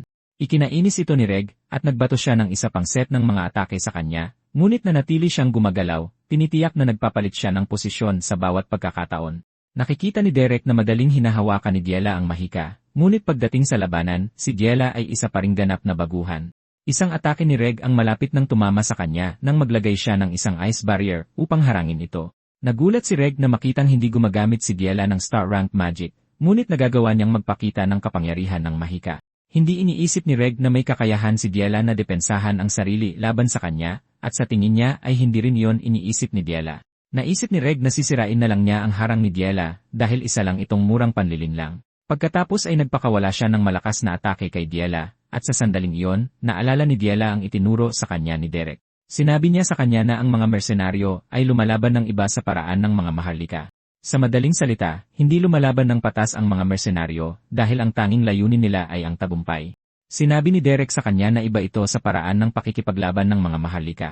At kung magtagumpay siyang manalo, maaaring punahin siya para dito. Gayunpaman, hindi ito nangangahulugan na hindi siya makakalikha ng isang wakas kung saan maaari siyang manalo, at tinanong niya kung ayos lang sa kanya ito, na sinagot ni Diela ng pagbalik sa arena, napilitang tumakbo si Diela palayo sa ice barrier para hindi siya maabutan ng atake ni Reg. Sinabi sa kanya ni Derek na may mga mersenaryo na nanalo na sa mga laban dati, at ito ay dahil hindi sila nagduduelo kundi lumalaban ng buong lakas. Nanatiling tumatakbo si Diela habang walang tigil na nagpapakawala si Reg ng mga long-range na atake sa kanya. Sinabi ni Derek kay Diela na ang ibig niyang sabihin sa paglaban ng buong lakas ay kinokontrol ng mga mersenaryo ang larangan ng digmaan sa pamamagitan ng paggamit ng kanilang terrain at paligid. Sa madaling salita, ginagamit nila ang anuman at lahat ng magagamit na paraan upang makamit ang tagumpay. Sa katunayan, dapat pa nilang samantalahin ang maikling panahon na nagpapabaya ang kanilang kalaban. Pinanood ni Diela ang isang atake na papalapit sa kanya, na pumipilit sa kanya na itaas ang kanyang ice barrier para harangin ito. Gayunpaman, may isa pang atake na paparating sa likuran niya at hindi niya ito alam. Nang mapagtanto niya ito, naniniwala si Reg na tapos na ang laban at katapusan na ni Diela. Sa wakas ay tumama ang atake, at naglabas ito ng malaking alikabok na tumatakip sa kinatatayuan ni Diela. Nataranta ang kanyang ina nang makita ito, naniniwalang katapusan na ng kanyang anak. Sinigawan niya si Delon na itigil ang laban dahil nasaktan si Diela, ngunit sinabihan siya ng kanyang asawa na umupo dahil hindi pa tapos ang duelo. Hindi naniniwala ang babae rito habang itinuturo niya ang katotohanan na katatama lang kay Diela ng atake ni Reg. Sinabi sa kanya ni Duplain na nagkakamali siya dahil hindi nag-activate ang magic circle ni Pelham, at napansin din ni Duplain na hindi man lang kumurap si Derek habang nangyayari ang lahat. Ito ang nagsabi sa lalaki na alam na ni Derek kung gaano nakalaki ang ipinagbago ni Diela. Sa kabilang banda, nag-aalala rin si Reg na may mali dahil hindi nag-activate ang magic circle, at sigurado siyang dapat tumama sa kanya ang huli niyang atake. Bigla niyang napansin na may bitak sa sahig, at bago pa niya malaman, may mga sibat na yelo na lumabas mula sa ilalim niya. Halos hindi niya naiwasan ang atake, at dito niya napagtanto na nagsimula ng umatake si Diela mula sa ilalim ng platform. Gayunpaman, ayon sa mga panuntunan, ang pag-alis sa platform ay dapat ituring na pagkatalo. Tinitigan ni Reg si Delon na naghihintay na itigil niya ang laban, ngunit hindi niya ginawa. Dito napagtanto ni Reg na hindi itinitigil ni Delon ang laban dahil itinuturing niyang bahagi ng arena ang ilalim ng platform at hindi labas nito. Hindi sila sinisisi ni Reg dahil walang sinuman ang maniniwala na ang ganitong panlilinlang ay gagamitin sa isang magic spar sa pagitan ng mga maharlika. Iniisip pa rin ni Reg ang lahat ng ito nang isa pang atake ang lumabas mula sa ibaba, halos mapabagsak siya, ngunit nakaiwas siya. Patuloy ang pagdating ng mga atake, na labis na ikinainis ni Reg dahil hindi niya makita kung nasaan si Diela, at magiging napakahirap na tamaan siya. Sa madaling salita, si Diela ang may bentahe dahil maaari siyang magpatuloy sa pag-atake hanggang sa matamaan niya si Reg. Dito na napagtanto ni Reg na kumikilos si Diela nang walang anumang etiketa ng maharlika. Sa wakas ay nagkatitigan ang kanilang mga mata, at may napagtanto siyang mapanganib sa sandaling iyon. Napagtanto niya na may kalmadong itsura si Diela, nakapareho ng itsura ni Derek nang hamunin siya ni Valerian sa unang pagkakataon. Agad na naisip ni Reg na hindi lahat ay plano lang ni Diela dahil tiyak na si Derek ang nasa likod nito. Dahil ganito ang mangyayari, nagpa siya si Reg na sumabay na lang, at hinubad niya ang kanyang Amerikana, handang ibigay ang lahat sa laban. Nagulat ang ina ni Diela nang makita ang kanyang anak na kumikilos mula sa ilalim ng platform, na isa talagang maruming lugar. Sinigawan niya ang kanyang asawa na itigil agad ang laban, ngunit tumanggi ang lalaki, sinasabing walang nilabag na panuntunan kaya maaari pa silang manood ng kaunti pa. Habang nasa ibaba siya, nakikita ni Diela ang daloy ng mana, at sinasamantala niya ito para magpadala ng mga atake kay Reg. Napilitang magtalon-talon muli si Reg, hindi magamit ang kanyang mga incantation. Nang malapit na siyang makorner, nakita niya ang poste na nakatayo sa gitna ng platform, at tumalon siya sa poste. Noon din, napansin ni Diela na hindi na niya maramdaman ang daloy ng mana, at agad niyang naisip na may binabalak ang kanyang kapatid. Gayunpaman, tiwala siyang sa susunod na subukang gumamit ni Reg ng mga incantation, tiyak na makukuha niya ito. Samantala, nalaman ni Reg na hindi makakareact si Diela sa kanyang mana mula sa kanyang kinatatayuan, ngunit kasabay nito, hindi siya makakapag-cast ng spell kung nasaan siya, na nangangahulugang mayroon lamang isang paraan para makalabas. Nagpasya siyang sirain ang platform nang hindi gumagamit ng mga incantation, at nagpakawala siya ng isang long-range na atake para putulin ang post mula sa base. Nabasag ang poste at bumagsak sa platform, at ginamit ni Reg ang lakas mula dito para sirain ang isang bahagi ng platform. Nahulog din si Reg sa ilalim ng platform para magkaroon ng maayos na laban sa kanyang kapatid. Nakita niya itong tumatakbo sa gitna ng alikabok, at pinadalhan niya ito ng isang ice arrow, ngunit hinarang niya ito. Gayunpaman, lalong tumindi ang kanyang atake, nagpapadala ng alon ng takot sa katawan ni Diela. Naisip ni Reg na may bentahe siya sa malapitang laban, kaya ang kailangan lang niya ay isang magic arrow. Ngunit bago pa niya malaman, sinugod siya ni Diela, sinipa siya sa dibdib. Napaluhod si Reg sa sakit, at habang nagdurusa pa rin siya, naghagi si Diela ng alikabok sa kanyang mga mata na nagdulot ng karagdagang sakit habang hinaharangan din ang kanyang paningin. Nang mapagtanto ni Diela na hindi na siya makagalaw, sinamantala niya ang pagkakataong umakyat pabalik sa ibabaw, at naisip ni Reg na wala ng mana si Diela, kaya ginagawa niya ang lahat para manalo kahit na halos imposible ito. Pagkatapos ay tumayo si Reg para patunayan kung gaano siya kalakas dahil sinimulan ang duelo para patunayan ni Diela ang kanyang halaga sa simula pa lang. Ilang sandali pa, umakyat si Reg pabalik sa ibabaw, at sa sandaling ito, napagtanto ni Diela na dumudugo ang kanyang ulo. Isang patak ng dugo ang nahulog mula sa kanyang ulo, at dito niya naalala ang sinabi sa kanya ni Derek. Sinabi niya sa kanya na isipin ang kanyang mana bilang pintura habang ang kanyang pagcast ng spell ay ang kanyang brush. Ipinapaalam niya sa kanya na kailangan niyang kolektahin ang malayang lumulutang na pintura gamit ang kanyang brush upang lumikha ng isang buong imahe, at ito mismo ang kilala bilang mahika. Namangha si Diela noon habang pinapanood niyang ipakita sa kanya ni Derek ang daloy ng mana. Ngayong malapit na siyang matalo, itinuon ni Diela ang kanyang isip sa sinabi sa kanya ni Derek. At dahil dito, nagawa niyang ibuhos ang kanyang mana at maramdaman ito sa dulo ng kanyang mga daliri. Sinunod niya ang analohiya ni Derek na ang kanyang mahika ay ang kanyang pintura. At dahil dito, nagpakita siya ng pinong mana na may kasamang ice spear na handa ng gamitin. Parehong nagulat sina Delon at Diela dahil ang ipinapakita ni Diela sa harap nila ay karaniwang one-star magic. Habang naghahanda si Diela para sa kanyang pinakamalakas na atake, nagpasya rin si Reg na ibigay ang lahat, at hinigop niya ang lahat ng mana na kaya niya bago lumikha ng sunod-sunod na mga ice arrow. Kumpiyansa si Reg na isang hakbang pa rin siyang nauuna, kahit nakaka-activate lang ng kanyang kapatid ng one-star magic. Plano ni Reg na tamaan si Diela bago siya tamaan nito para sa wakas ay manalo siya sa laban. Ipinadala ni Diela ang kanyang sibat patungo kay Reg, at tumugon si Reg gamit ang maraming palaso na kanyang inihanda. Nagtagpo ang kanilang mga atake sa gitna, na nag-iwan ng malaking pagsabog na ikinagulat ng kanilang ina. Gayunpaman, nang humupa ang alikabok, isang magic barrier ang na-trigger. Isang taon na ang nakalipas, ipinaalam ni Delon kay Duplain na may dumating na sulat noong umagang iyon, at tungkol ito sa paparating na social gathering. Habang naglalakad sila sa pasilyo, nakita ni Duplain si Diela sa kanyang silid, na mukhang malungkot at nag-iisa. Ngayon sa kasalukuyan, lumalabas na barrier ni Diela ang na-activate, at napagtanto niya na talo na siya. Sumigaw siya sa luha at pagkadismaya habang pinapagalitan ng kanyang ina ang kanilang ama dahil sa pagpayag na mangyari ang isang bastos na laban. Habang abala ang babae sa pagdadaldal at pagreklamo, hindi siya pinansin ni Duplain at nag-focus sa kanyang anak dahil may nakilala siyang kakaiba sa kanya. Noong bata pa si Duplain, isa siyang mabangis na kabalyero na tapat sa kanyang hari kahit sa panahon ng digmaan. Sinabi noon ng hari kay Duplain na mayroon siyang mga mata ng isang ambisyosong tao. Ngayong tinitingnan ni Duplain ang kanyang anak, napagtanto niya na mayroon din itong parehong tingin ng ambisyon sa mga mata nito. Nagmamadaling lumapit ang mga katulong para tingnan si Diela, tinatanong kung ayos lang siya, ngunit nanatili siyang tahimik at patuloy sa pag-iyak. Gusto siyang dalhin ng isa sa kanila para asikasuhin ang kanyang mga sugat, ngunit tinabig niya ang kamay nito. Bumaba siya sa plataporma at nilagpasan si Reg, na nag-aalangang pumuri sa kanya para sa magandang laban. Naniniwala ang mga katulong na pupunta si Diela sa kanyang silid, ngunit nagpatuloy lang siya sa paglakad hanggang sa makarating siya sa kinaroroonan ni Derek. Nang nakatayo na siya sa harap nito, ipinahayag niya ang kanyang sakit at pagkadismaya sa pagkatalo. Habang may luha sa kanyang mga mata, humingi siya ng paumanhin kay Derek sa pagkatalo.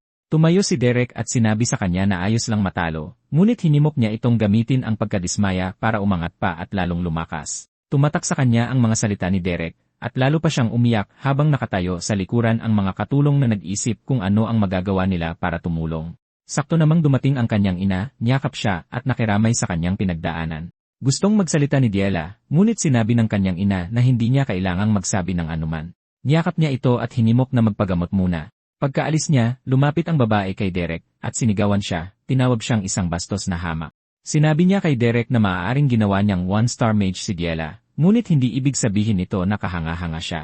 Walang pag-aalinlangan, sinampal niya ito sa mukha, habang sinasabing ang ginawa lang ni Derek ay turuan ang kanyang anak ng mga murang gimmick. Kinwelyuhan niya ito at sinabing pinagawa niya ng maruming bagay ang anak ng Grand Duke, at muli siyang sinampal sa mukha. Patuloy siyang sumisigaw sa kanya, nagsasabi ng kung ano-anong masasakit na salita, habang sinasabihan si Derek na magkaroon ng dignidad. Sakto namang dumating si Duplain, at mabilis na lumingon si Diela sa kanya, umaasang susuportahan siya nito. Ginulat siya ni Duplain sa pagsampal sa kanyang mukha, sinasabing siya ang kumikilos ng bastos. Nagulat si Diela na sinampal siya ng kanyang asawa, dahil lang sa isang hamak na karaniwang tao, at sumang-ayon si Duplain na si Derek ay isang hamak na karaniwang tao, ngunit siya ang guro ng kanilang anak. Tinanong niya kung sinong magulang sa mundo ang gumagtrato sa guro ng kanilang anak tulad ng ginawa niya. Pagkatapos ay lumingon si Duplain kay Derek, hinihimok siyang patawarin ang kanyang asawa, dahil lahat ay may sariling paraan ng pagmamahal sa kanilang anak. Huminga ng malalim si Derek bago sabihin kay Duplain na ayos lang. Pagkatapos ay sinabi ni Duplain kay Derek na sumunod sa kanya dahil mayroon silang kailangang pag-usapan ng pribado sa audience room. Habang papalayo sila, naiwan si Diela na nagtataka kung ano ang nangyari sa kanya. Nang sa wakas ay nasa opisina na sila ni Duplain, pinuri niya si Derek sa magandang trabahong ginawa niya para kay Diela. Sinabi niya kay Derek na plano niyang bigyan siya ng karampatang gantimpala, at tinanong niya kung gusto niya ang pinakamataas na antas na pinahihintulutan sa isang karaniwang tao, na 3-star magic. Nagulat si Derek na diretsahan si Duplain, at napagtanto niyang mas kilala pa siya ni Duplain kaysa sa sarili niya. Dahil si Duplain ay isang 5-star mage, isang Grand Duke ng bansa, kailangan niyang samantalahin ang bawat pagkakataong nagmumula sa kanya. Walang pag-aalinlangan, sinabi ni Derek kay Duplain na gusto niya ito. Bago itanong iyon, pinuri na siya ni Duplain sa mahusay na pagtuturo sa kanyang anak, ngunit ipinaalam niya na ang kasalukuyang antas ng tagumpay ay hindi sapat para mabuhay sa mataas na lipunan. Sumagot si Derek na maraming tao sa paligid na maaaring gumabay kay Diela, at ngayong nahanap na niya ang kanyang landas para dito, sigurado siyang mabilis siyang uunlad. Nakipagtalo si Duplain sa kanya, sinasabing ang talagang kailangan ng kanyang anak ay hindi isang instructor, kundi isang guro. Sinabi ni Duplain kay Derek na nararamdaman niyang mayroon siyang napakalaking ambisyon na hindi man lang siya pinahihintulutang pangarapin. Sinabi ni Duplain kay Derek na handa siyang magsawalang kibo dahil siya ito, at nagulat si Derek na hindi siya pipigilan ng lalaki na maabot ang mas mataas pang antas tulad ng 4 stars. Napagtanto ni Derek na ito mismo ang dahilan kung bakit mas mapanganib si Duplain, at binanggit ni Duplain na alam niyang hindi magtatagal si Derek sa estate dahil may ambisyon itong maging dakila. Tinanong niya kung handa na siyang umalis at sumagot si Derek nang. Pagkatapos ay sinabi ni Duplain kay Derek na hindi niya ito pipigilan, ngunit gusto niyang turuan pa niya si Diela ng kaunti pang panahon. Dito na niya sa wakas tinanong kung gusto niya ang 3-star, na siyang pinakamataas na antas na pinahihintulutan sa isang karaniwang tao. Pagkatapos ng pulong kay Duplain, nagkaroon ng access si Derek sa silid-aklatan kung saan nakahanap siya ng isang 3-star book. Namangha siya rito dahil maraming tao ang ginugugol ang kanilang buong buhay para makakuha ng isang 2-star spellbook, ngunit nabigyan siya ng access sa isang bungkos ng 3-star spellbook. Dahil dito, napagtanto ni Derek na may mas marami siyang dahilan para manatili pa sa estate, ngunit naniniwala siyang mababaliw si Pelin kapag nalaman nito. Kalaunan, nakipagkita si Derek kay Diela na nagsimulang magyabang tungkol sa pagiging isang 1-star mage. Ipinaalam ni Derek sa kanya na isang beses pa lang siyang gumamit ng 1-star magic, ngunit kasabay nito, bilang pa rin iyon. Sinigawan siya ni Diela, tinatanong kung hindi ba siya masaya na umunlad ang kanyang apprentice dahil abala siya sa pagbabasa ng libro. Hindi nagbigay si Derek ng kasiya siyang sagot at nagpasya na lang siyang umatras. Pinuri siya ni Derek, sinasabing malaki na ang kanyang paggaling sa mga nakaraang araw. Naalala niya na iyak siya ng iyak matapos matalo kay Reg, at sinubukan ni Diela na magpakatapang, sinasabing hindi siya umiiyak dahil napuwing lang siya. Bukod pa rito, akala niya ay masisibak na si Derek, at hiniling niya na sanay mas maagang sinabi ng kanyang ama na hindi aalis si Derek. Sakto namang iminungkahi ni Derek na simulan na nila ang aralin para sa araw na iyon dahil mabilis siyang umuunlad at kailangan na rin niyang magsimulang matuto ng iba pang 1-star spell. Mabilis na sinakyan ito ni Diela dahil para na ring sinasang-ayunan ni Derek na isa siyang henyo. Binanggit ni Derek na hindi pangkaraniwan ang kanyang pag-unlad na makagamit ng 1-star magic hindi nagtagal pagkatapos ng magic manifestation. Sinasamantala ito ni Diela, sinasabi kay Derek na nasabi na niya na siya ang tipo ng tao na ginagawa ang sinasabi niyang gagawin. Nagsimulang magmungkahi si Diela ng mga magic spell na pwede nilang simulan, tulad ng magic arrow na madaling i-cast kahit walang tiyan. Habang iniisip ang mga magic na pwede niyang gamitin, sumingit si Derek, sinasabing magpapractice siya ng magic manifestation. At nagulat si Diela na marinig ito dahil naniniwala siyang mag-aaral sila ng 1-star spell. Binanggit ni Derek na maraming dahilan para dito, ngunit sa huli, ang mga pangunahing kaalaman ang pinakamahalaga. Magsisimula na sanang magpaliwanag ng mas malalim si Derek nang sa wakas ay pumayag si Diela na gawin ito dahil naniniwala siyang tama ang anumang sabihin niya. Inamin niyang na-excite lang siya ng walang dahilan dahil akala niya ay mag-aaral sila ng one-star spell. Sakto namang napansin niyang nakatitig sa kanya ng mabuti si Derek at tinanong niya kung bakit niya ito ginagawa. Tinukso niya ito, tinatanong kung may dumiba sa kanyang mukha, ngunit sumagot si Derek ng hindi, sinasabing nagulat lang siya na nakikinig ito ng masunurin. May pagkasupladang sumagot si Diela, sinasabi kay Derek na palagi niyang nirerespeto ang kanyang mga salita mula pa noong simula, ngunit ipinaalala sa kanya ni Derek noong 2 beses siyang binuhusan ng maruming tubig. Mukhang nasaktan si Diela nang marinig ito, at nagulat siyang naalala pa ni Derek. Para hindi masira ang mood, nagsimulang magpakaloka si Diela. Iminumungkahing simulan na ang aralin para sa araw na yon. Nagpatuloy ang aralin hanggang dapit hapon, at pagod na si Diela sa sobrang daming natutunan. Pagkatapos ay nagpahinga si Derek, sinasabi kay Diela na narinig niyang magiging abala na siya mula sa sandaling iyon. Kinumpirma ito ni Diela, sinasabing nasabihan na siya na sa susunod na linggo, kukuha na rin siya ng mga klase sa etiquette at general education. Naniniwala si Derek na maganda ito dahil natuto na siya ng one-star magic, at sa wakas ay may access na siya sa tunay na edukasyon ng Maharlika. Ipinaalam ni Diela kay Derek na hindi siya masaya na kailangang pag-aralan ang lahat ng nakakainip na bagay tulad ng basic noble etiquette, mga banyagang wika, heograpiya, kasaysayan, botany, piano, at maging pananahi.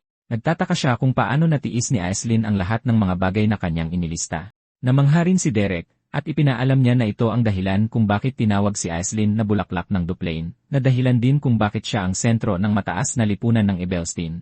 Sinabi ni Diela kay Derek na ang gusto lang niya ay mag-aral ng magic, at sinabi ni Derek na gawin niya ito. Pinaalalahanan siya na si Duplain ang kumuha sa kanya, kaya't marami silang kalayaang magamit. Gayunpaman, hindi iniisip ni Diela na magkakaroon sila ng ganoong karaming oras, at tinanong siya ni Derek kung mayroon bang magpapalaya sa kanya. Sinabi ni Diela na mayroon at ipinaalam sa kanya na kahit kinilala na siya ng kanyang ama, hindi naman tipo ng kanyang ina na hahayaan lang ang mga bagay-bagay.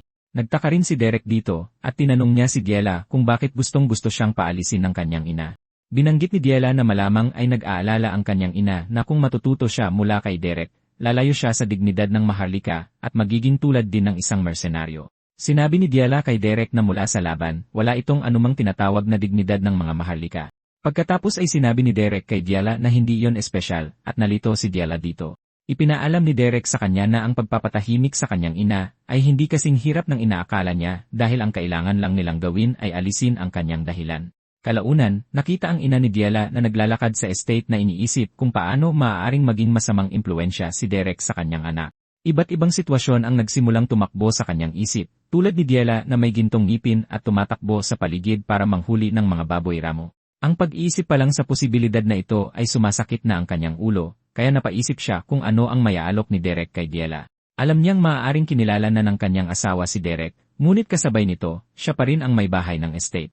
Nag-iisip ang babae kung ano ang gagawin nang biglang lumitaw si Diela sa harap niya, at naniniwala na siyang tatakbo si Diela sa kanyang mga bisig tulad ng dati. Nakakagulat, may napansin siyang kakaiba, at ito ang katotohanang nakasuot si Diela ng magandang damit habang binabati siya sa paraang Maharlika. Nagpatuloy si Diela sa pagsasabing hindi niya maiwan ang annex habang ginagamot ang kanyang mga sugat, at humingi siya ng paumanhin sa pagkawala ng pagkakataong makipag-usap ng maayos. Sinabi pa ni Diela sa kanyang ina na maraming gusto niyang pag-usapan, ngunit mayroon siyang piano lesson noong umagang iyon. Lubos na natigilan ang babae sa kung paano magdala si Diela sa kanyang sarili. At hindi nagtagal, sinabi ni Diela na kailangan na niyang umalis dahil siksik ang kanyang schedule sa pag-aaral. Bago umalis si Diela, kinumpirma ng kanyang ina kung nagsimula na siya sa mga etiquette lesson dahil magsisimula ito sa susunod na linggo, at sinabi ni Diela na tama nga ang sinabi nito. Dahil dito, nagtaka ang babae kung paano alam ni Diela ang mga dapat gawin kahit wala pang mga aralin. Pagkatapos ng maikling usapan sa kanyang ina, umalis si Diela, at habang papalayo, kinausap pa niya ng mabuti ang isang katulong at sinabihang huwag masyadong magpagod. Lahat, pati na ang kanyang ina, ay napatingin na lang ng may pagkamangha at pagkalito, nagtataka kung anong pumasok sa isip ng dalaga. Sa ibang lugar, nakitang nakikipag-usap si Aislinn sa kanyang mga kaibigan sa distrito ng mga Maharlika ng Ebelstein. Sinabi nila kay Aislinn na mukha siyang balisa sa huling pagtitipon, pero iba na raw siya ngayon. Nagulat si Aislinn nang marinig ito, at humingi siya ng paumanhin dahil wala siyang intensyong pag-alalahin sila. Inihayag niya na halos lahat ng kanyang mga inaalala ay nalutas na, kaya mas magaan na ang kanyang pakiramdam ngayon. Natuwa ang kanyang kaibigang may pulang buhok, si Elente Belmiard, dahil nag-alala siya nang mabalitaang lumabas si Aislinn sa distrito ng mga Maharlika para sagipin ang isang tao. Nagpasalamat si Aislinn sa kanyang pag-aalala, at inihayag na ang nakababata niyang kapatid, si Diela, ang nangailangan ng guro sa Mahika. Naging abala siya dahil kinailangan niyang personal na maghanap ng isa. At nang marinig ito ni Elente, nabigla siya. Hindi siya makapaniwala na si Aislinn mismo ang humanap ng guro sa Mahika, kaya tiyak na napakagaling ng gurong iyon. Sumingit ang isa pang kaibigan, si Denise Veltis, para kumpirmahin ang kwento, at sinabi ni Aislinn na nakita niya si Diela kamakailan, at naging isang tunay na dalaga na ito na halos hindi na niya makilala. Ipinagmamalaki niyang binanggit na nagpakita na ng 1-star ang kanyang kapatid, at napakaayos at kalmado ng kilos nito kaya naramdaman niyang kailangan din niyang magsikap pa. Nagulat si Denise na binabanggit ni Azalen ang kapatid nito dahil palaging itinatago ng pamilya si Diela. Sinabi ni Denise kay Azalen na siguradong dahil iyon sa mahusay na guro sa Mahika, at kinumpirma ito ni Azalen. Sabi niya, maaaring wala itong estado sa lipunan, ngunit pambihira ang kanyang kakayahan, kaya sulit na puntahan siya ng personal sa Beldoon Mercenary Corps. Lalo pang nagulat si Elente na isang mersenaryo pala ang guro. Gayunpaman, mas interesado siya na nagawang baguhin ng naturang guro si Diela mula sa isang swale na babae patungo sa isang mahinahong dalaga na naging 1-star mage pa. Tinanong ni Elente si Aislinn kung pwede niyang malaman ang pangalan ng guro sa Mahika, at noong unay nag-atubili si Aislinn sa hiling. Ngunit, sinabi ni Elente na siguradong sisikat ang lalaki dahil siya ang guro ni Diela, at gusto lang niyang malaman ang pangalan nito bago pa siya maging tanyag. Ibinunyag ni Aislinn na ang guro ng kanyang kapatid ay si Derek. Sa mansyon, nag-uusap si Diela at ang kanyang ina, at sinabi ni Diela na si Derek ang nagtuturo sa kanya ng tamang asal. Sabi niya, nahihirapan siyang matuto ng tamang asal ng mag-isa. Pero sa halip na hangaan ang epekto ni Derek, sinabi ng kanyang ina na maganda at nag-aaral siya ng kusa. Hindi sumuko si Diela sa pagpupuri kay Derek, at pahiwatig niyang itinama ang ina, sinabing si Derek ang may gawa ng lahat. Ayaw pa rin kilalanin ng ina si Derek, at tinanong si Diela kung ano ang naging mahirap sa pag-aaral ng mag-isa. Sumagot si Diela na mahirap iyon, pero naging madali salamat kay Derek. Sa puntong ito, naiinis na sa loob ang kanyang ina dahil puro na lang Derek ito at Derek iyan ang naririnig niya. Sobra na siyang dismayado, at lalo pang tumindi ang pagnanais niyang mapaalis si Derek, ngunit kailangan niyang humanap ng paraan. Ang masama pa, pinupuri ng mga katulong si Diela, sinasabing napakabait at malumanay na nito. Pati ang hardinero ay nagsabi sa kanya na laging maganda ang mood ni Diela, at napakalaki ng ipinagbago nito sa loob ng ilang linggo. At hindi pa dyan nagtatapos, nagpatotoo rin si Delon na ibang-iba na si Diela, at minsan ay napagkakamalan pa niya itong si Aislinn.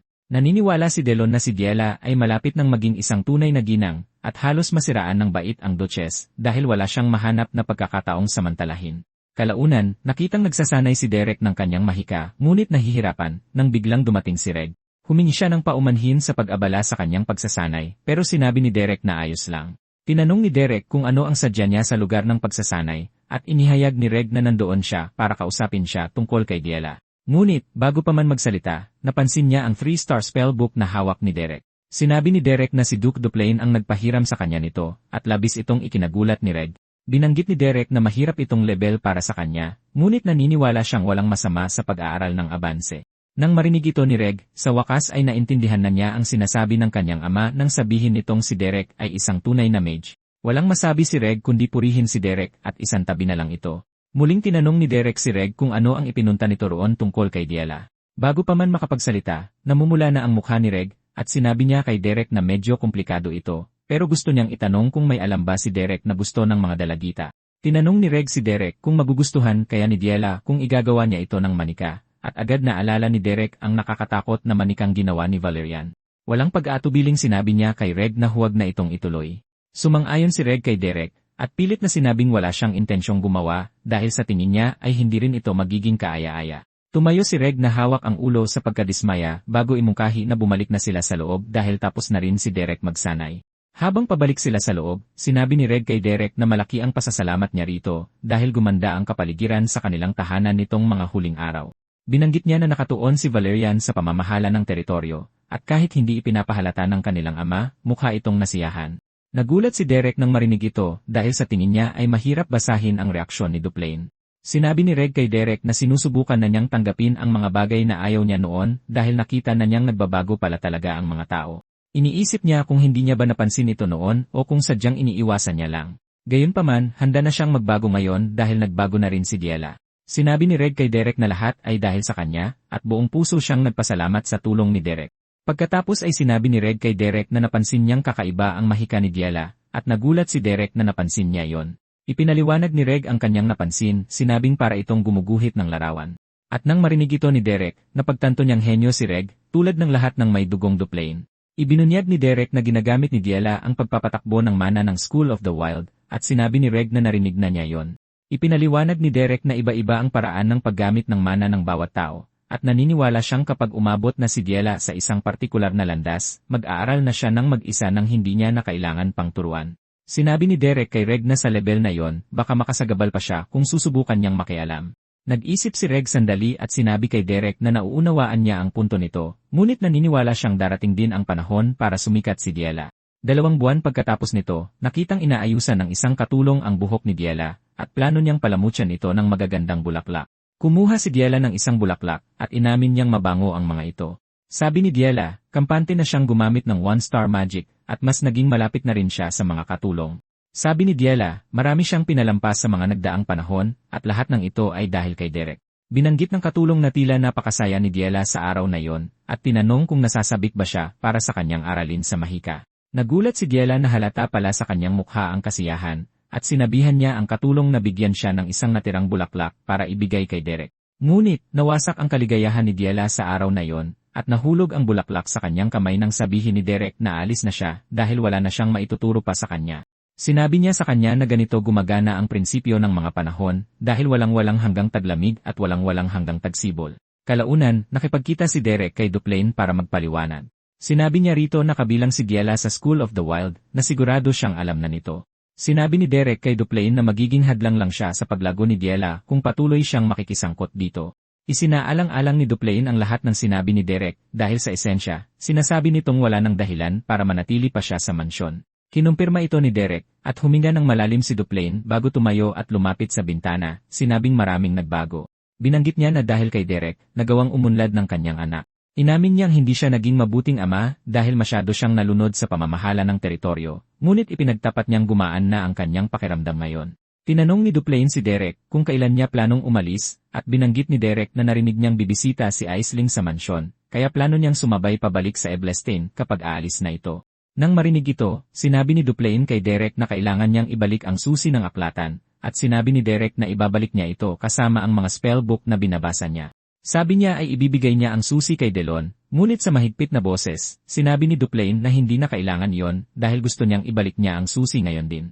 Dahil tapos na ang kanilang usapan, sinabi ni Duplain kay Derek na maaari na siyang umalis. At matapos maunawaan ang sitwasyon, yumuko si Derek kay Duplain para magpaalam. Paglabas niya ng opisina, nasalubong niya si Diela, na galit dahil aalis na si Derek. Sinabi ni Derek sa kanya na wala nang magagawa.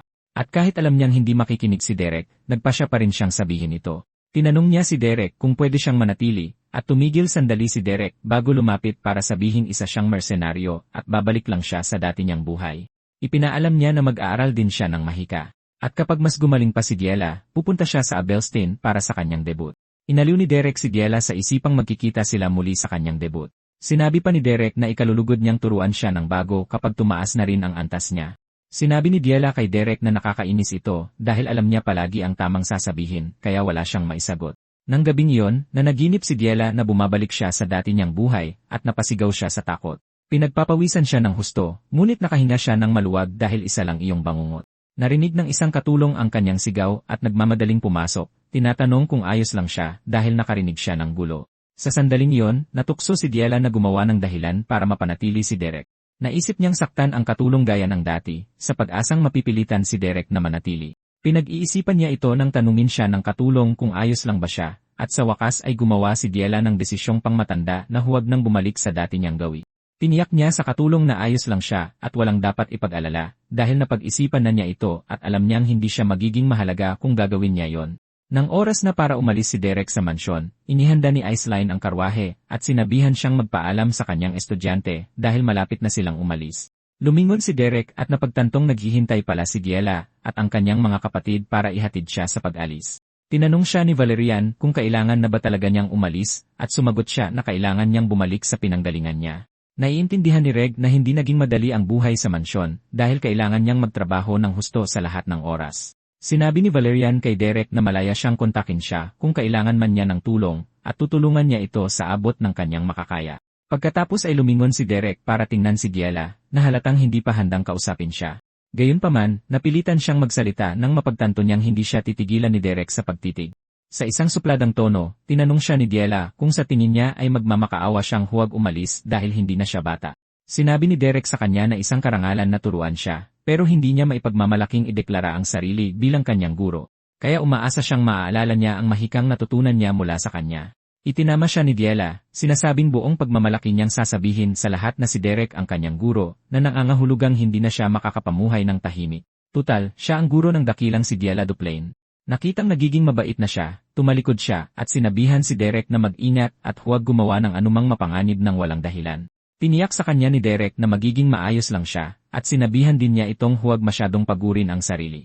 Sumagot si Giela, sinasabi kay Derek na matanda na siya, at kaya na niyang alagaan ang sarili niya. Ang sinabi ni Giela ay nagpaalala kay Derek noong sinabi niya ang parehong bagay kay Katya. Gayunpaman, hinawakan siya ni Katya ng mahigpit, pinakikiusapang isapuso ang kanyang mga salita. Ngayong nasa parehong sitwasyon siya ni Katya, lumapit si Derek kay Giela at tinapik ang kanyang ulo, sinasabing hindi niya kailangang maging matanda kaagad. Sobrang tumagos ang mga salita ni Derek kaya nagsimulang umiyak si Giela. At habang paalis si Derek, sa wakas ay tinawag niya ito para magpaalam ng maayos, umaasang magkikita silang muli. Yumuko si Derek sa kanya, sinasabing gusto niyang magkita silang muli sa Evelstein. Kalaunan, dumating si Derek sa commercial district ng Evelstein, at pagpasok sa tavern, nakita niya ang mga mersenaryo na kumikilos na parang mersenaryo. Si Pauline ay abala sa pagbugbog sa isang lalaki, ngunit agad siyang tumigil nang makita niya si Derek. At nang may ngiti sa kanyang mukha, sinabi sa kanya ni Derek na nakauwi na siya. Matapos makapag-ayos si Derek, binigyan siya ni Jaden ng isang mamahaling alak, na isang bagay na gusto ng mga maharlika. Sinabi niya sa kanya na ibinibigay niya ito bilang welcome gift, at nagpasalamat si Derek para dito. Si Pauline naman, tinanong si Derek kung dati pa ba siyang ganito kaputla, dahil mas malala pa ang itsura niya matapos manirahan sa estate ng mga Duplain. Interesado si Pauline na malaman kung ano ang nangyari sa estate, ngunit sinabi lang sa kanya ni Derek na walang seryosong nangyari dahil nagtrabaho lang siya doon.